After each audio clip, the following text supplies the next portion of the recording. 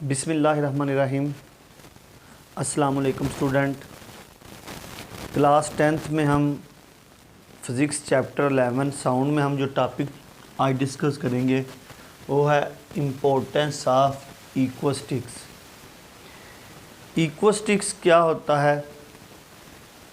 जितनी भी हमारे पास अनडिज़ायरेबल साउंड जो होती हैं, वो आवाज़ें जो आपको पसंद ना हो उनको किसी जगह पे ऑब्ज़र्व करवा देना, कम कर देना, वो कहते हैं इक्वेस्टिक्स।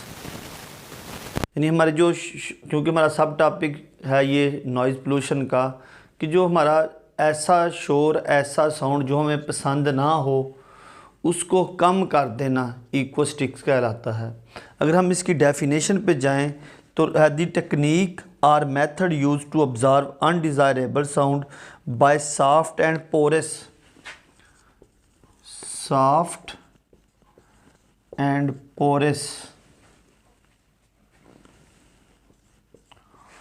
सरफेस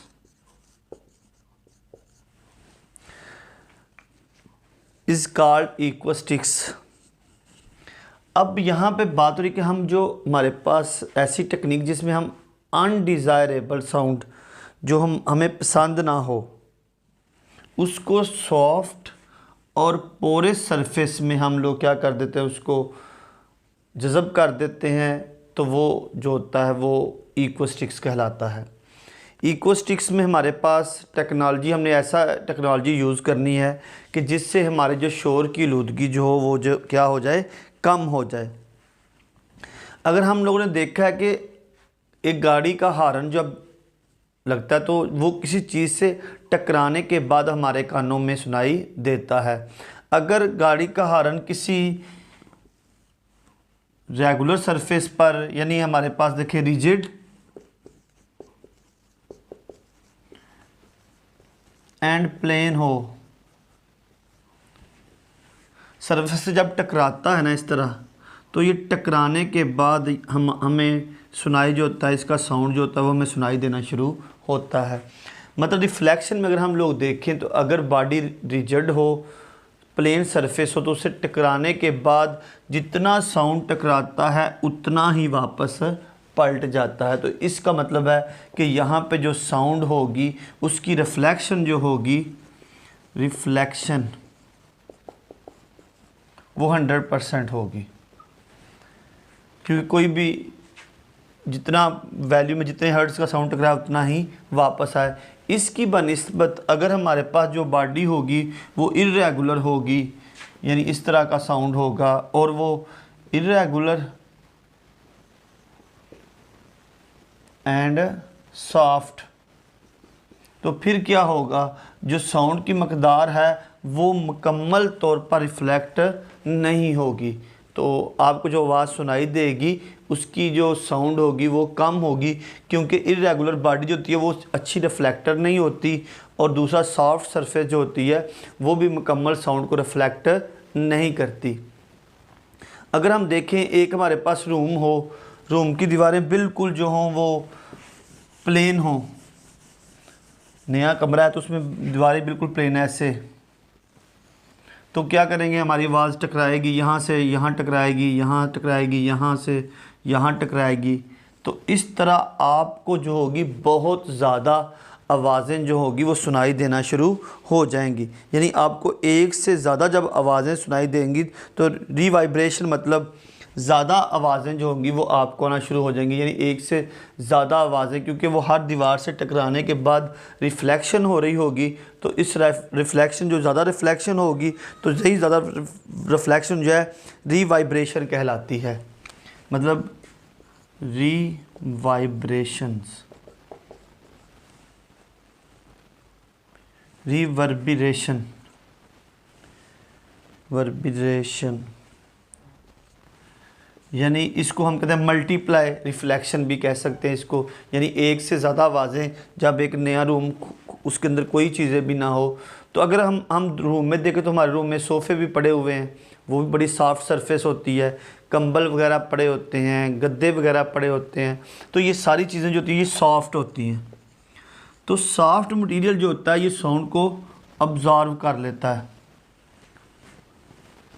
तो जब साउंड को ऑब्ज़र्व किया जाएगा तो फिर क्या होता है, आपको जो रिफ्लेक्शन होगी वो बहुत कम होगी और आपको जो अनप्लेजेंट साउंड होता है उसका इफेक्ट आपके कानों तक नहीं पहुंचता। तो साउंड क्योंकि किसी चीज़ से रिफ्लेक्ट होने के बाद जो आवाज़ आपको सुनाई देती है वही साउंड होता है। तो इसी को हम शोर की आलूदगी कहते हैं।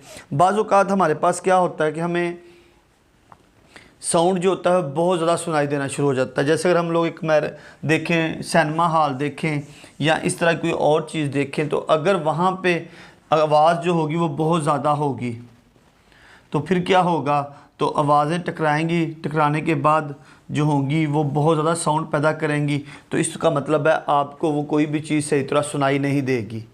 तो उसको कम करने के लिए अगर देखें सिनेमा हॉल में अगर देखें तो वहाँ पे जो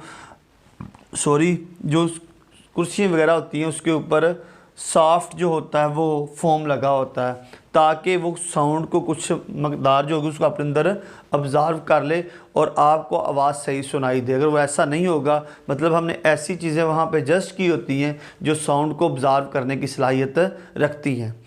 और बाज़ औक़ात ऐसा भी होता है कि आवाज़ कम होने की वजह से तो हमें ज़्यादा रिफ्लेक्शन की ज़रूरत है, हम एक रिफ्लेक्टर रख देते हैं उसके पीछे, यानी इस तरह का एक रिफ्लेक्टर जो होता है, रिफ्लेक्टर रख दिया जाता है ताकि आवाज़ टकराने के बाद रिफ्लेक्टर से तो जो ऑडियंस है उस तक पहुंच सके। अगर साउंड कम है तो ऑडियंस तक, सब लोगों तक आवाज़ पहुंचाने के लिए हम एक रिफ्लेक्टर रख देते हैं ताकि आवाज़ रिफ्लेक्ट होकर सारे लोगों तक पहुंच जाए। इस तरह अगर हम लोग देखें कि अगर हमारे पास रिफ्लेक्टर नहीं है या हमने ऐसा किया होता है, ये जो जितने भी हाल होते हैं तो इनकी छतें जो होती हैं हमने थोड़ी कर्व बनाई होती हैं। ये कर्व क्यों रखी जाती है, ताकि यहाँ से साउंड टकराने के बाद सारे हाल में जो बैठी हुई ऑडियंस है उन सब तक ये आवाज़ जो हो वो आपकी पहुँच, यानी यही रिफ्लेक्ट होगी।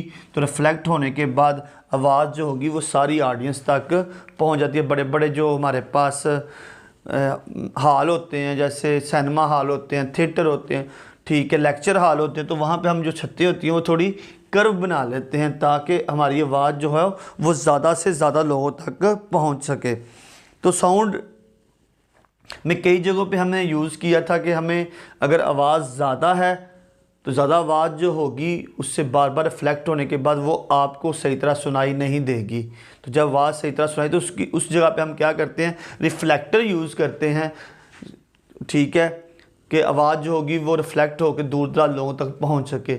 अगर आवाज़ ज़्यादा है तो वहाँ पे हम क्या करेंगे, कुछ ऐसी चीज़ें एडजस्ट करेंगे कि जो आवाज़ को थोड़ा आपके साउंड को ऑब्ज़र्व करें और लोगों को आवाज़ साफ़ सुनाई दे। और जहाँ पे आपकी आवाज़ कम होती है तो वहाँ पे हम क्या करते हैं, रिफ्लेक्टर यूज़ करते हैं ताकि सारी ऑडियंस तक आवाज़ जो होती है वो पहुँच सके। इकोस्टिक्स में हम लोगों ने देखा है कि हमने जितनी भी शोर होता है, शोर को कम करने के लिए, शोर को जज़ब करने के लिए, अनडिज़ायरेबल साउंड को कम करने के लिए हम कुछ चीज़ें जो होती हैं वो इस्तेमाल करते हैं और उस साउंड की शोर को कम करने का जो नाम है वो है इकोस्टिक्स।